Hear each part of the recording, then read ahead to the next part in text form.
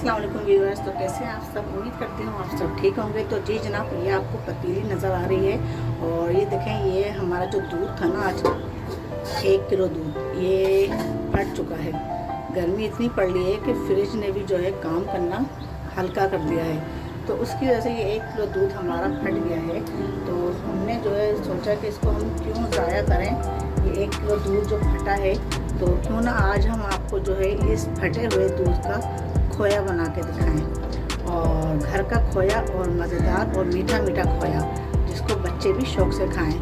तो ये जो पानी है ना, देखें, ये फटा हुआ दूध अलग हो गया है और ये जो पानी है ये अलग हो गया है। तो अब इस पानी को जो है ना, हमने इसको पका के खुश्क करना है और इसको हम कम से कम 1 घंटा तक हम इसको पकाएंगे और 1 घंटा पका के हम इसके पानी को खुश्क करेंगे। तो हल्की आंच पे हमने इसको पकाना है। और अभी हमने इसमें चीनी ऐड नहीं की है, इसको मीठा करने के लिए हमने चीनी डालनी है। तो अभी ये मज़ीद पकेगा, तो अभी हम इसको छोड़ देते हैं कम से कम 30 मिनट तक। हम इसको इसी तरह हल्की मीडियम आंच पे, हल्की आंच नहीं है, मीडियम आंच पे हमने इसको पकने के लिए छोड़ दिया है। तो मिलते हैं आपसे हम 30 मिनट्स बाद। तो जी बस आप देख सकते हैं माशाल्लाह ये अच्छा खासा इसमें पानी जो है खुश्क हो चुका है और अभी भी इसमें पानी देखें मौजूद है। तो अब हमने जो है यहाँ पे चीनी ऐड करनी है। वो चीनी हम उतनी डालेंगे जितना आपको मीठा पसंद है।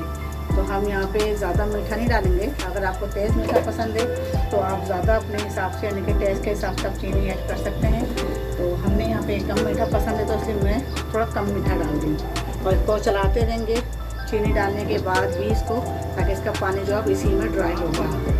तो जी बस ये आप देख सकते हैं, देखें ये 1 किलो जो दूध था, तो देखें कितना सा रह गया है ये।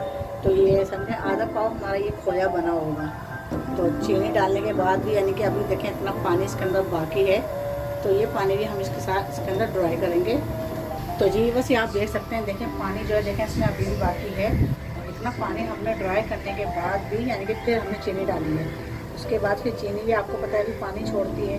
तो बस ये जो बुलबुले से जो बन रहे हैं ना, ये बबल्स जो है चीनी के ही बन रहे हैं, ये शीरे के। तो ये बबल्स भी ख़त्म करने हैं हमें। ये बबल्स ख़त्म हो जाएंगे तो समझे हमारा जो खोया है ये तैयार है।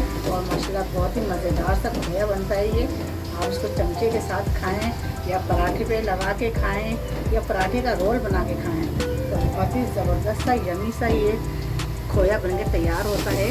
और किसी भी मीठे में आप यूज़ भी कर सकते हैं इसको। अगर कोई मीठे की डिश वगैरह बनाते हैं आप, तो उसमें भी यूज़ कर सकते हैं। तो ये 1 किलो दूध अगर आपका जैसे फट जाता है 1 किलो 2 किलो, तो आप उसका जो है खोया बना सकते हैं बहुत ही आसान तरीके से। लेकिन थोड़ी देर आपको किचन में खड़ा होना पड़ेगा, थोड़ी सी गर्मी बर्दाश्त करना पड़ेगी चूल्हे की, तो तब जाके ये खोया जो है तैयार होता है।